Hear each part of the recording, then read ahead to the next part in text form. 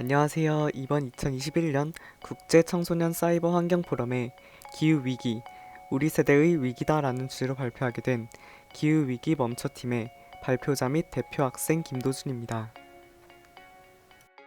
우리는 가끔 뉴스를 보다 보면 어떤 곳은 비가 오랫동안 오지 않아 가뭄이 심하게 들고 또 어떤 곳은 반대로 비가 오랫동안 너무 많이 와 홍수가 심하게 나는 등 실제로 저런 일이 일어날 수 있나? 라는 신기한 의문이 들 정도로 많은 기상이변 현상들이 일어나고 있다는 사실을 접합니다. 그렇다면 이러한 기상이변 현상은 왜 일어날까요? 바로 기후위기 때문입니다.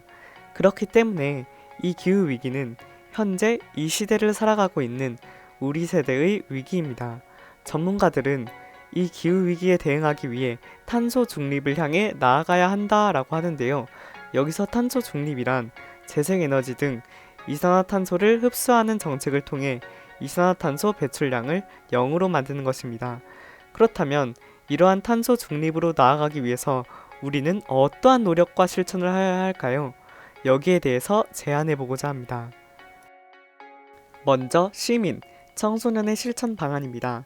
첫 번째, 자전거 및 대중교통을 이용하는 것입니다. 평소 일상생활에서 꼭 필요한 경우를 제외하고 자가용 대신 자전거 및 대중교통을 이용하거나 가까운 거리는 걸어가면 탄소를 줄일 수 있습니다. 실제로 서울시 공영자전거 따릉이는 19,600톤의 이산화탄소를 절감하였다고 합니다. 두 번째로 디지털 탄소 배출을 절감하는 것인데요. 우리가 디지털 기기로 자주 하는 유튜브, 웹서핑, SNS, 이러한 행동을 줄이는 것만으로도 데이터 센터로 서버를 연결하는 과정에서 생기는 디지털 탄소를 줄일 수 있습니다. 실제로 유튜브 시청 10분당 1g, 검색 1회당 0.2에서 7g, 이메일 한 통당 4g 등 이산화탄소가 발생된다고 합니다. 세 번째로 일회용품 및 플라스틱 사용 절감입니다. 2016년 통계청에 따르면 대한민국은 98.2kg으로 나라별 국민 1인당 플라스틱 소비량이 1위입니다. 이뿐만이 아니라 연간 일회용품 컵 사용량이 61억 개고 연간 비닐봉지 사용량이 216억 개입니다.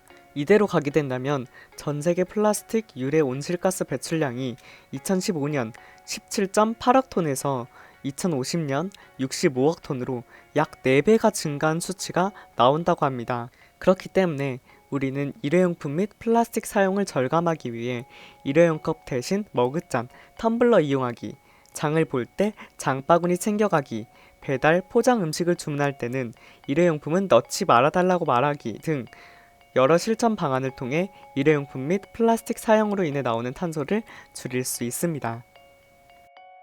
다음으로 기업의 실천 방안입니다. 플라스틱 제조 과정에서 생산되는 플라스틱 용기를 절감하는 것입니다. 제조 과정에서 생성되는 플라스틱 용기를 최대한 줄이고 자연에서 분해되는 친환경적 용기를 사용하여 탄소 중립을 실천할 수 있습니다. 실제로 롯데 칠성의 아이시스 8.0 에코 등은 라벨 없는 생수를 출시해 플라스틱 용기를 최대한 줄이려고 많은 기업들이 노력하고 있습니다. 다음으로 정부의 실천 방안입니다. 첫 번째로 로컬 푸드 코너 신설 및 채식 습관 증진입니다. 로컬 푸드의 경우 일반 식재료들은 멀리서 오면서 온도 유지를 위해 전기와 포장을 사용하고 이동 중에 생기는 이산화탄소 등이 있는 반면 로컬 푸드 코너의 식재료들은 생산자와 소비자 사이의 이동 거리를 단축시켜 탄소 배출을 줄이고 식품의 신선도까지 지킬 수 있는 장점들이 있습니다. 이런 로컬 푸드 코너들을 늘린다면 각 지역에서 탄소 배출을 줄이고 신선도가 높은 채소 및 여러 재료들을 소비자들이 구매하여 사람들의 채식 습관 또한 늘려 육식 시 생기는 탄소 배출량도 낮출 수 있을 뿐만 아니라 국내 농수산업에 도움을 줄 수 있습니다. 두 번째로 녹지 보존과 복원 사업입니다. 녹지는 탄소를 흡수하고 저장하기 때문에 녹지를 복원하여 탄소를 막을 수 있고 이뿐만이 아니라 멸종위기 생물들에게 안식처를 제공하여 생물 다양성까지 이룰 수 있습니다. 이렇게 시민과 청소년, 기업, 그리고 정부가 모두 함께 노력하고 협업하여 탄소 중립을 이루고 이 기후위기가 하루빨리 멈추길 기대합니다. 지금까지 기후위기 멈춰팀의 발표자 및 대표 학생 김도준이었습니다.